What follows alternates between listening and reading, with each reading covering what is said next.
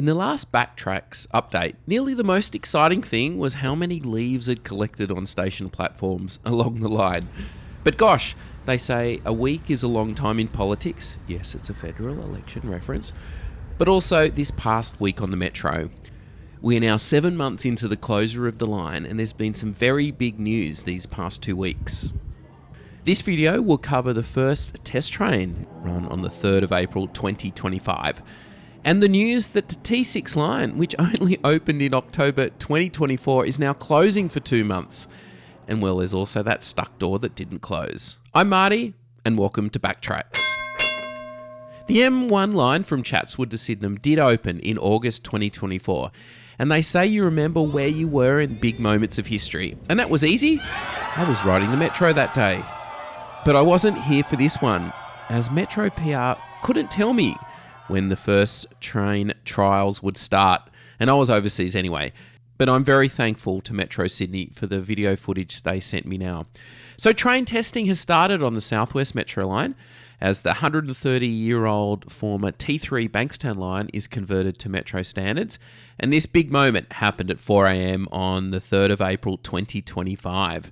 When the first train completed its 6.5 kilometre journey from Sydney to Campsie in about 5 hours at only 5 kilometres per hour, making stops at each station. And when opened, well, I hope it will go a bit faster, and it actually will, with this same journey just taking about 11 minutes. And later that next day, the train travelled the full length of the new line to Bankstown. And it was 16 months between the first test train running on the CBD section of the line till the line actually opened. So let's hope it's a little shorter this time. Well, that was some good news. I hope there's no bad news coming up. Bad news for commuters. A second Sydney rail line is shutting down, forcing thousands onto replacement buses. The T6 Bankstown and Lidcombe line will be closed for more than 2 months from the end of April. It will allow for major construction works. Gosh, I spoke too soon. And for those who have been playing along with these videos, to make way for the metro station at Bankstown, about half of the old station platform was demolished. And the bit left over of the T3 line has now become the T6 line. No, not the old Carlingford line, which was also called the T6, but it's the Bankstown to Lidcombe line.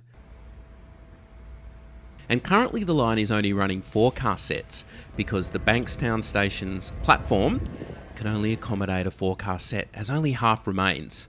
And I've been following this line's development for a while, and I hadn't realised the plan was to move from 4 back to an 8-car service.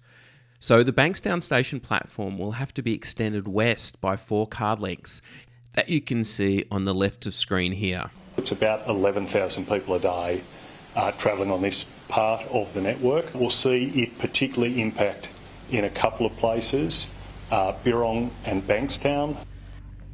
So 11,000 passengers a day will be affected. But that doesn't sound much, knowing that Sydney trains move over 1 million passengers each day.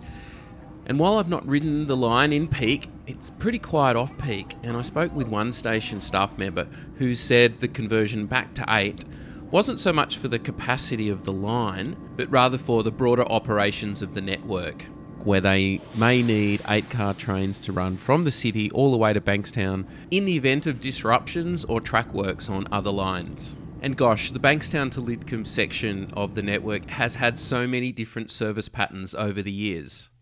The line actually opened in 1928 when the Bankstown railway line reached the main Southern Railway, and following completion of electrification in 1939, this allowed suburban passenger services to operate in a large loop from the city circle via the main Southern Railway line, Lidcombe and Regents Park to Bankstown, before returning to the city circle via Sydenham and vice versa. And it also allowed services to begin at Lidcombe or Liverpool and to reach the city circle via Bankstown and Sydenham without using the main suburban railway line. And that was the service pattern at the time of the T3 line's closure to be converted to the Metro. I rode the T6 line back in October last year, just after it had opened, and again just recently. The next station heading west from Bankstown is Yagoona, and approaching the station I couldn't help but notice an old partially revealed sign for the Franklin supermarket. I remember a lot of no-frills products in my house growing up. Thank goodness for Franklin's. Buttercup Super Sandwich Maker, $1.77, save 65 cents. 6-pack Kleenex toilet paper, $3.47, save $1.47. And keep saving at Franklin's, where you get more in your trolley for less. But enough about former supermarkets purchased by the big chains, and back to trains. Yagoona still has an 8-car long platform, but since October 2024 only has had 4 car sets running. A helpful tiny sign and a partially collapsed barrier warns passengers not to go further along the platform because there simply won't be carriages there to get on. And as Yagoona is not serviced by any other trains, it will be closed fully for the 2 months. And the next station along is Birrong. I'm not sure where this station ranks in the most popular stations along the network, but my guess is it's not at the top. But happy to be corrected, I'm sure it's pretty busy during school days. From here, something pretty cool and something pretty unique in Sydney, and that is the Sefton Park Junction. It's a triangle railway junction with an additional freight-only spur, and passenger trains can operate on all 3 sides of the triangle, but at this stage of the network, it's only 2 of the 3. And it's hard to get a good shot, but it did feel a lot like a train set layout, but in real life. And the next is Regents Park. Not the London one, but the Sydney one. This station is still served by the newer version of the T3 line from the city to Liverpool. A station that has seen many different service patterns over the years, and I really love this station. Such a wide platform, like it was built for a grander role than the one it has today. And next north is Baralla, another massively wide platform. And the day I visited back in October, the T2 line trains were running through to Leppington. They normally run via Granville and Marylands. I think it was due to track works on other parts of the line. The next train to arrive on platform 2 goes to Leppington.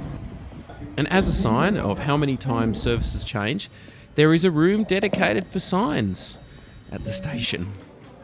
And it feels a bit funny to say, but now we reach the end of the line, and that's Lidcombe. Lidcombe is a very cool station.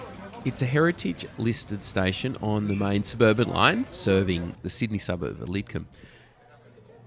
The station opened in November 1858 as Haslam's Creek after the local landowner Samuel Haslam.